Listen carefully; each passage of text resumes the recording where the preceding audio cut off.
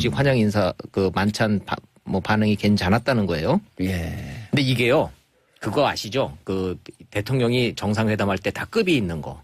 국빈 방문, 예. 스테이트 비지트가 있고, 예. 공식 방문, 오피셜 비지트가 있고, 오피셜 워킹 비지트, 공식 실무 방문이 있고, 맨 마지막 단계가 실무 방문인데 사실은 문재인 대통령 이번 방문은 공식 실무 방문급이에요.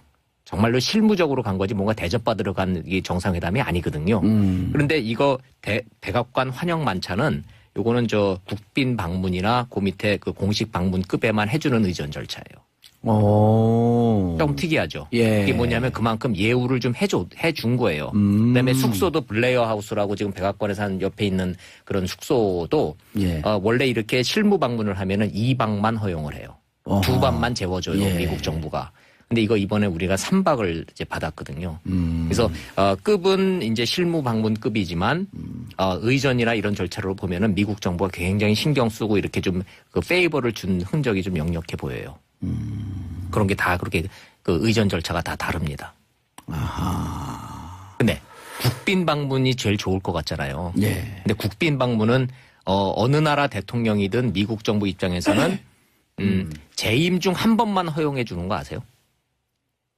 재임 중 한 번이라뇨. 그러니까 트럼프 재임 중 한 번? 아니, 그러니까 환영 이제 초대받아 오는 외국 정상들. 그러니까 문재인 대통령 5년 임기 중에 스테이트 비짓은 한 번만 허용한다. 그래서 박근혜 전 대통령 때도 첫 방문은 국빈 방문이 아니었고요. 예. 이명박 대통령도 처음에는 아니었고 두 번째 방문했을 때가 국빈 방문이에요. 국빈 방문이 되면 예포를 21발 쏴줘요. 예. 그다음에 의장대 사열을 해주고 그다음에 캠프 데이비드로 초대를 해서 저녁 비공식 만찬을 갖죠.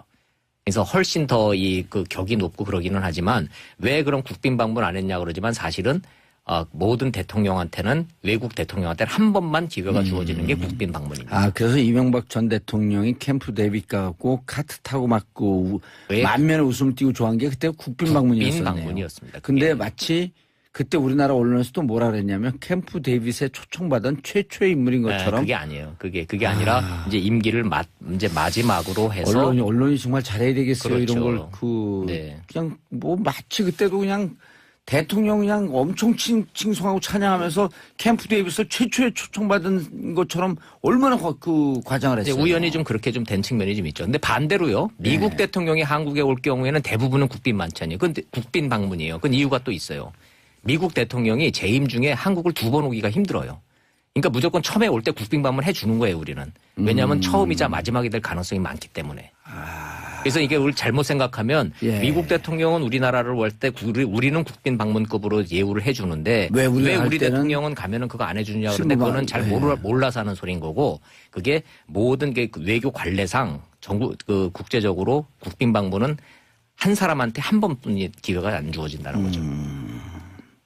자, 넥타이 색깔이 파란색이에요? 네, 저도 파란색으로 메고 왔습니다. 그건 무슨 의미일까요? 그게 화합을 뜻한다네요.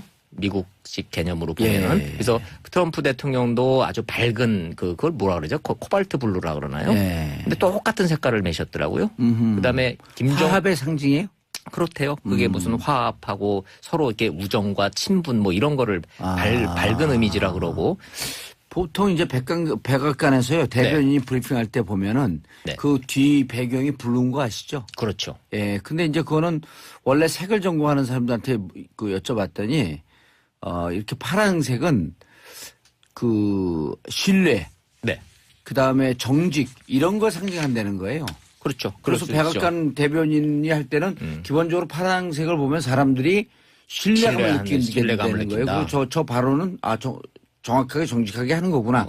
이런 신뢰감 때문에 파란색을 쓰고 있다는 거거든요. 네네. 근데 또 화합의 상징이라고 하는 건 오늘 또 처음 들었네. 뭐 동맹, 이렇게 결합, 이런 의미를 강조하기 위해서 저 파란색을 이제 넥타이를 맸다는 것이고 개인적으로는 트럼프 대통령은 빨간 넥타이를 선호하거든요. 그렇죠. 빨간 넥타이를 많이 맸죠. 네. 트럼프 대통령이 백악관 3층 개인 집무실에 트리티룸을 공개했다. 이 속보가 막 뜨고 있는데요. 이거 처음인데요. 저 지금까지 그 직간접적으로 한미 정상회담 백악관 취재를 해본 경험으로는 이 트리티룸 들어간 것 전 들어가 보지 못했고요. 당연히 우리 대통령이 여기 간 것도 처음인 것 같아요. 제 기억으로는 그렇습니다. 그만큼 그만큼 예우하고 환대하고 뭐 이제 이런다는 얘기예요. 예. 왜냐하면 이게 지금 신경을 많이 쓰고 있는 게 미국도 왜냐하면 한미 정상회담 열리기 전에 지금 양국 언론에서 엄청나게 많은 우려의 목소리가 나왔잖아요. 그랬죠. 균열이 있네, 뭐가 있네, 이견이 있네. 그래서 트럼프 대통령이 또 돌발 발언할 거네 이러는데 그렇지 않을 거다라는 어떤 이런 메시지들이 하나하나 지금 나가고 좀 있죠. 그런데 방금 저 우리 1, 2부에 출연했던 김종대 의원의 표현에 따르면 네. 뉴욕타임즈 사설이 네.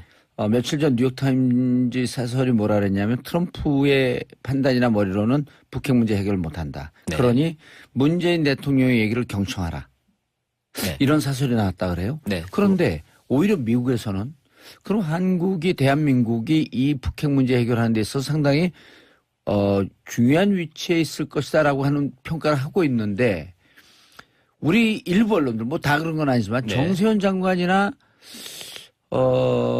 문정인 교수 이런 분들은 한국의 언론이 마치가 안 될 것 같다는 거 안 될 것 같다고 우려하는 게 아니라 안 되기를 바라고 있는 거 아니면서 오히려 우리나라 언론에 문제 제기를 하는 이런 전문가들도 꽤 있거든요. 꽤 있죠. 미국 내에서도 존재하고 그럼 문정인 특보도 네. 실질적으로 미국에서는 아무 문제가 없었는데 우리 언론이 호들갑을 떠니까 그걸 받아갖고 다시 미국에서 얘기했다. 이런 얘기도 있어요?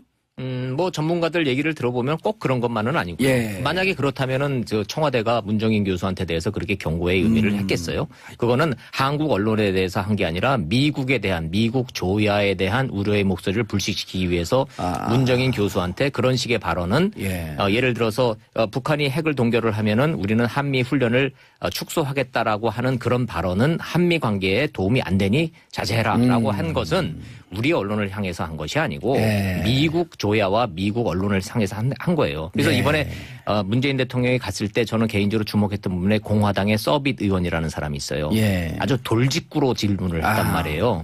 자, 그래서 사드는 주한미군을 보호하기 위한 것인데 자 그럼 문재인 대통령이 선택해달라. 사드 없는 주한미군. 사드도 빼고 주한미군도 빼는 한국을 선택할 것인지 아니면 사드와 주한미군을 선택할 것인지 선택해달라. 이런 질문을 돌직구로 나올 정도로 미국의 분위기가 험악했던 건 사실인 거죠. 거기에 문정인 교수의 그런 발언들이 불을 지핀 것도 또 사실이에요. 대통령이 이번에 가서 그 부분에 대해서는 확실하게 딱 그냥 정리를 다 했어요. 사드 배치 철회에 대해서 의구심을 떨어내라. 사드 배치 철회 안 한다 우리. 다만 국내적 절차의 문제이니 그 조금만 좀 시간을 갖고 좀 기다려달라. 우리 분명히 배치한다. 약속 지킨다. 이렇게 대통령이 가서 직접 정리를 한 걸로 봐서는 그렇게 발언을 했나요? 했죠. 예, 그렇게 해서 다 정리가 좀 다 됐어요. 그래서 사드 문제는 이번 한미 정상회담이 있어 주요 의제가 아니다. 백악관 발표입니다. 제 얘기가 아니고 오히려 이번에 주요 의제는 한미 FTA다. 이렇게 됐단 말이에요.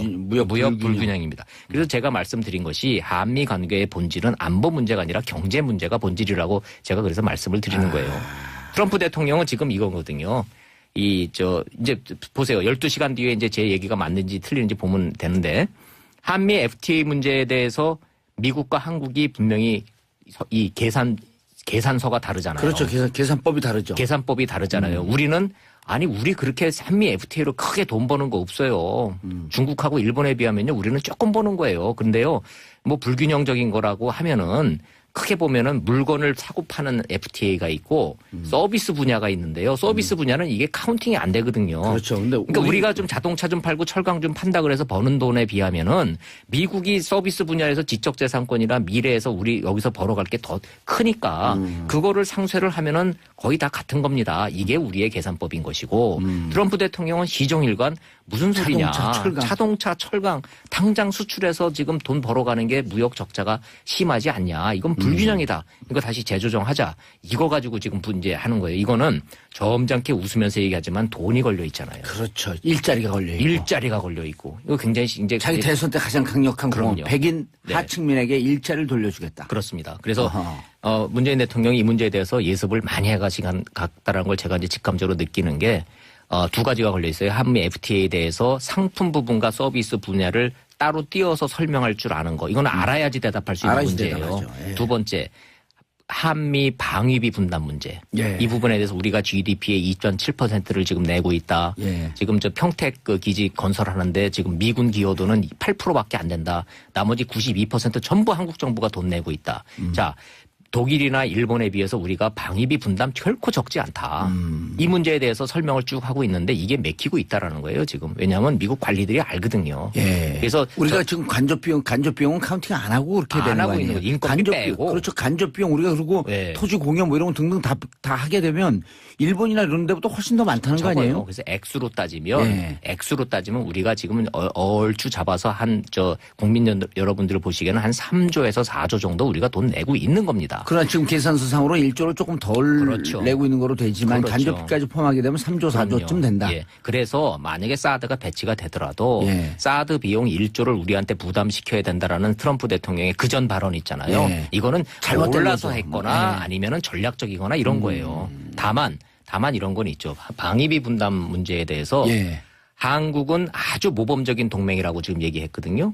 이번에. 누가 얘기했어요? 미국 고위 관리가 얘기했어요. 익명으로 했지만 모범적인 동맹이라는 얘기는 방위비 분담 문제에 대해서 무임승차하지 않고 할 역할을 다 하고 있다. 오히려 더 많이 하고 있다. 그러니까 거기에 대해서는 우리가 더 무리하게 요구하지 않을 거다. 이런 메시지란 말이에요. 그러니까 이제 한미 정상회담에 있어서 의제 조율이 이런 식으로 잘 되고 있는데 딱 한 가지 북핵 문제와 한미 FTA 문제의 이 계산법 자체가 달라서 여기에 대해서는 이견이 당연히 있죠. 한국하고 미국이 뭐 입장이 다른데 어떻게 그게 같을 수가 있겠습니까? 자, 문재인 대통령이 이 부분에 대해서 잘 조율을 하고 트럼프 대통령하고 어떤 얘기를 이제 주고받는지 좀 지켜보고 있습니다. 전격적으로 북한 핵 문제가 핵 문제에 대한 길이 모색될 수도 있겠네요. 예를 들어 지금 문재인 대통령은 2단계 전략이란 말이에요. 1단 동결, 그다음 2단계 폐기.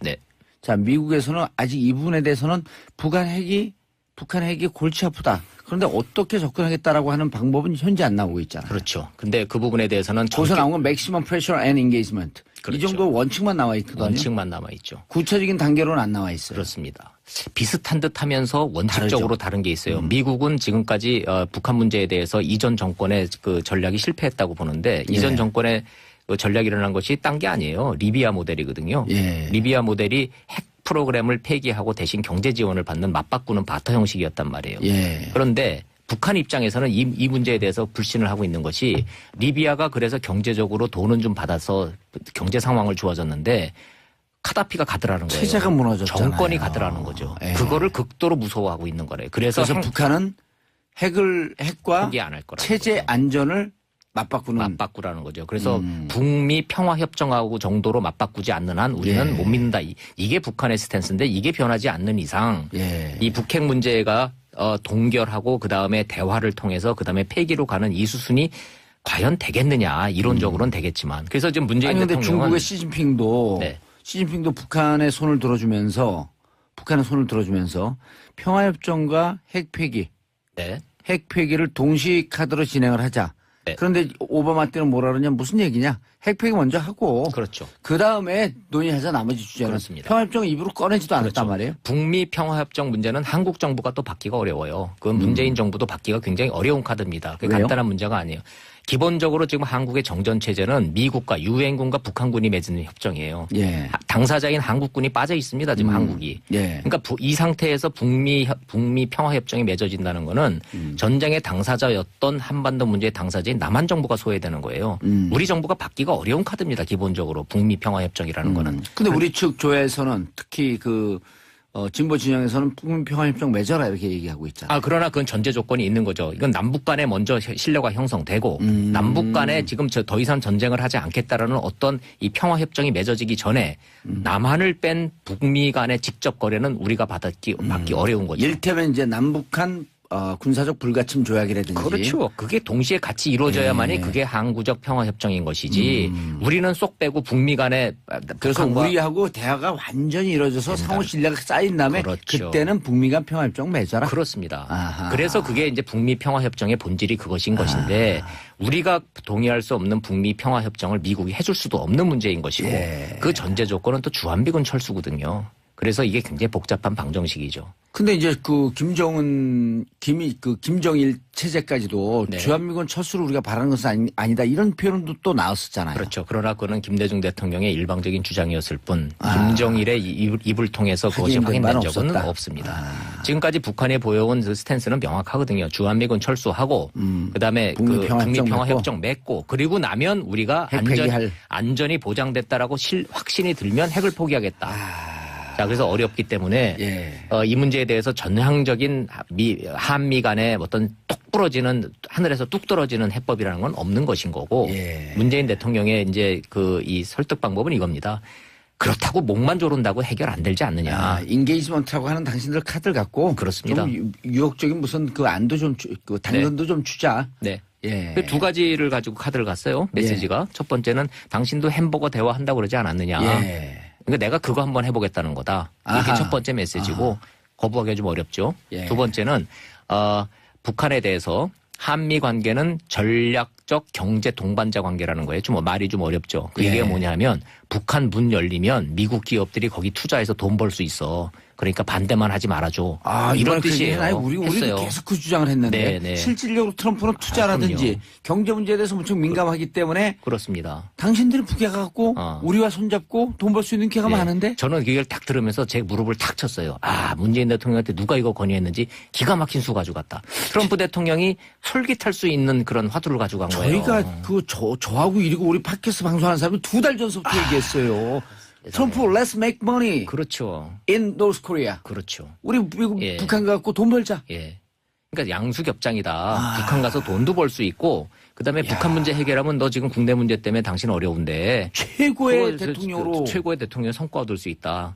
그런 거를 하기 위해서 정상회담이 중요한 게요. 그렇게 인간적 터치를 하고 어프로치를 해야 되는 거예요. 그러니까 지금 문재인 대통령이 가가지고 나도 당신도 고생만 했지. 대선 때 나도 가짜뉴스 때문에 고생 엄청 많이 했는데 당신도 가짜뉴스 때문에 그러지 않느냐. 그러니까 트럼프가 언론도 이야기를 듣고 있길 바란다 그러면서 막 웃으면서 야 우린 가짜뉴스 동창생이야. 그래서요. 지금 이제 헤어졌거든요. 이제 궁금한 게 이제 트럼프 대통령이 잠자리에 들기 전에 혹시 트위터에다가 프레지던트 문 is nice guy with a good time 뭐 이런 거 하나 좀 날려주면 분위기를 이게 좋았구나. 이런 거 이제 가늠할 수가 그리고 있는데. 내일 정상회담 할 때 그렇게 되면 상당히 부드럽게 아주 부드러워지죠. 네. 그런 알겠습니다. 재미있는 깨알 재미가 정상회담 이 앞뒤에 곳곳에 박혀 있어요. 트럼프 트윗을 날릴까 안 날릴까? 이제 궁금해요. 좀 난리라고. 우리가 또 한번 살짝 내기를 해야죠. 원래 그 언론보다 트위터를 더 알고 자기 기사가 언론을 통해서 나오는 것보다 자기가 트위터로 먼저 날릴 직성이 풀리는 분 아니에요? 근데 저는 굳이 내기를 한다면 안 날린다의 한 표입니다. 왜냐하면 트럼프 대통령이 지금 극도로 자제하고 있어요. 왜냐하면 돌출 행동, 돌출 발언 안 하는 게 컨셉입니다. 악수하는 거 보세요. 아주 의례적으로 정상적인 악수하고 어깨 한번 톡톡하고 싹 가잖아요. 평상시에 했던 그런 거친 행동들, 그런 거친 돌발 행동이 일체 없습니다. 저희가 그것도 예측했거든요. 이 컨설팅, 어드바이저, 이 보좌관들이 철저하게 행동을 조심하라. 그렇죠. 이렇게 얘기했어요. 의외로 말 잘 듣고 있는 거예요, 지금. 그래서 전체적으로는 트럼프 대통령한테도 이제 예측 불가능성이 거의 보여요. 그런 게 다 그렇게 그 의전 절차가 다 다릅니다. 근데 국빈 방문이 제일 좋을 것 같잖아요. 근데 국빈 방문은 어느 나라 대통령이든 미국 정부 입장에서는 재임 중 한 번만 허용해 주는 거 아세요? 재임 중 한 번이라뇨. 그러니까 트럼프 재임 중 한 번? 아니. 그러니까 초대받아 오는 외국 정상들. 그러니까 문재인 대통령 5년 임기 중에 스테이트 비짓은 한 번만 허용한다. 그래서 박근혜 전 대통령 때도 첫 방문은 국빈 방문이 아니었고요. 이명박 대통령도 처음엔 아니었고 두 번째 방문했을 때가 국빈 방문이에요. 국빈 방문이 되면 예포를 21발 쏴줘요. 그다음에 의장대 사회를 해주고 그다음에 캠프 데이비드로 초대를 해서 저녁 비공식 만찬을 갖죠. 그래서 훨씬 더 그 격이 높고 그러기는 하지만 왜 그런 국빈 방문 안 했냐 그러지만 사실은 모든 대통령한테는 외국 대통령한테는 한 번만 기회가 주어지는 게 국빈 방문입니다. 그래서 이명박 전 대통령이 캠프 데이비드 가고 카트 타고 맞고 만면에 웃음을 띄고 좋아한 게 그때 국빈 방문이었었네요. 국빈 방문이었습니다. 근데 마치 했다. 이 속과 막 뜨고 있는데요. 이거 처음인데요. 저 지금까지 그 직간접적으로 한미 정상회담 백악관 취재를 해본 경험으로는 예. 이 트리티룸 들어간 것 전 들어가 보지 못했고요. 예. 당연히. 우리 대통령이 여기 간 것도 처음인 것 같아요. 제 기억으로는 그렇습니다. 그만큼 그만큼 예우하고 환대하고 뭐 이제 이런다는 얘기예요. 예. 왜냐하면 이게 지금 신경을 많이 쓰고 있는 게 미국도 왜냐하면 한미 정상회담 열리기 전에 지금 양국 언론에서 엄청나게 많은 우려의 목소리가 나왔잖아요. 그랬죠. 균열이 있네, 뭐가 있네, 이견이 있네. 그래서 트럼프 대통령이 또 돌발 발언할 거네 이러는데 그렇지 않을 거다라는 어떤 이런 메시지들이 하나하나 지금 나가고 좀 있죠. 그런데 방금 저 우리 1, 2부에 출연했던 김종대 의원의 표현에 따르면 네. 뉴욕타임즈 사설이 네. 며칠 전 뉴욕타임즈 사설이 뭐라 그랬냐면 트럼프의 판단이나 머리로는 북핵 문제 해결을 못한다. 네. 그러니 문재인 대통령의 얘기를 경청하라. 네. 이런 사설이 나왔다 그래요. 네. 그런데 오히려 미국에서는 그럼 대한민국이 이 북핵 문제 해결하는 데 있어서 상당히 트럼프 대통령도 아주 밝은 그걸 뭐라 그러죠? 코발트 블루라 그러나요? 네. 근데 똑같은 색깔을 매셨더라고요. 그다음에 화합의 상징이에요? 그렇대요. 그게 무슨 화합하고 서로 이렇게 우정과 친분 뭐 이런 거를 밝은 이미지라 그러고 보통 이제 백악관에서요 대변인이 브리핑할 때 보면은 네. 그 뒤 배경이 붉은 거 아시죠? 그렇죠. 예. 근데 이제 그거는 원래 색을 전공하는 사람들한테 여쭤봤더니 이렇게 파란색은 그 신뢰, 네. 그 다음에 정직 이런 걸 상징한다는 거예요. 그렇죠. 그래서 백악관 대변인이 할 때는 기본적으로 파란색을 보면 사람들이 신뢰감을 느끼게 되는 거예요. 그리고 저 발언은 정확하게 정직하게 하는 거구나. 이런 신뢰감 때문에 파란색을 쓰고 있다는 거거든요. 네네. 근데 또 화합의 상징이라고 하는 건 오늘 또 처음 들었네. 뭐 동맹, 이렇게 결합, 이런 의미를 강조하기 위해서 저 파란색을 이제 넥타이를 맸다는 것이고 개인적으로는 트럼프 대통령은 빨간 넥타이를 선호하거든요. 예, 그렇죠. 빨간 넥타이를 많이 맸죠. 네. 트럼프 대통령이 백악관 3층 개인 집무실에 트리티룸을 공식 환영 인사 만찬 반응이 괜찮았다는 거예요. 예. 근데 이게요, 그거 아시죠? 그 대통령이 정상회담할 때 다 급이 있는 거. 국빈 방문, 스테이트 비지트가 있고, 공식 방문, 오피셜 비지트가 있고, 오피셜 워킹 비지트, 공식 실무 방문이 있고, 맨 마지막 단계가 실무 방문인데, 사실은 문재인 대통령 이번 방문은 공식 실무 방문급이에요.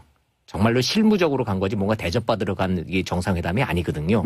그런데 이거 백악관 환영 만찬은 요거는 저 국빈 방문이나 그 밑에 그 공식 방문급에만 해주는 의전 절차예요. 좀 특이하죠. 예. 이게 뭐냐면 그만큼 예우를 좀 해준 거예요. 그다음에 숙소도 블레어 하우스라고 지금 백악관에서 한 옆에 있는 그런 숙소도 원래 이렇게 실무 방문을 하면은 2박만 허용을 해요. 2밤만 재워줘요. 미국 정부가. 근데 이거 이번에 우리가 3박을 이제 받았거든요. 그래서 급은 이제 실무 방문급이지만 의전이나 이런 절차로 보면은 미국 정부가 굉장히 신경 쓰고 이렇게 좀 그 페이버를 준 흔적이 좀 역력해요. 그때 우리나라 언론에서도 뭐라 그랬냐면 캠프 데이빗에 초청받은 최초의 인물인 것처럼. 그게 아니에요. 그게 아니라 이제 임기를 이제 마지막으로 해서 언론이 정말 잘해야 되겠어요. 그렇죠. 이런 걸 그냥 마치 그때도 그냥 대통령 그냥 엄청 칭송하고 찬양하면서 캠프 데이빗을 최초에 초청받은 것처럼 얼마나 과장을 했어요. 우연히 좀 그렇게 좀 된 측면이 좀 있죠. 근데 반대로요. 미국 대통령이 한국에 올 경우에는 대부분은 국빈 만찬이에요. 근데 국빈 방문이에요. 그건 이유가 또 있어요. 미국 대통령이 재임 중에 한국을 2번 오기가 힘들어요. 그러니까 무조건 처음에 올 때 국빈 방문 해주는 거예요, 우리는. 왜냐하면 처음이자 마지막이 될 가능성이 많기 때문에. 그래서 이게 우리 잘못 생각하면 미국 대통령은 우리나라를 올 때 우리는 국빈 방문급으로 예우를 해주는데 왜 우리 대통령은 가면은 그거 안 해주느냐 그런데 그거는 잘 몰라서 하는 소리인 거고 그게 모든 게 외교 관례상 국제적으로 국빈 방문은 한 사람한테 한 번뿐이 기회가 안 주어진다는 거죠. 자, 넥타이 색깔이 파란색이에요? 네, 저도 파란색으로 메고 왔습니다. 그건 무슨 의미일까요? 그게 화합을 뜻한다네요. 미국식 개념으로 보면은. 그래서